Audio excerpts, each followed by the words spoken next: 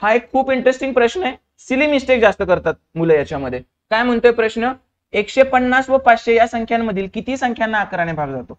मी आधी काय काढणार, सगळ्यात पहिली संख्या 150 नंतरची की ज्याला 11ने भाग जातो. कुठली आहे सगळ्यात पहिली संख्या 150 नंतरची की ज्याला 11ने भाग जातो. 11 × 11 उरले 4. तर 4च्या जागी इथं जर 44 असतं तर बरं पडलं असतं. म्हणजे मी काय म्हणणार 154 ही पहिली संख्या आणि 500 पण म्हटलंय तर 500 पर्यंत पण कुठली संख्या आहे तर 495. याला 11ने भाग जातो. 5 आणि 4 9 आणि मध्ये पण 9 आहे.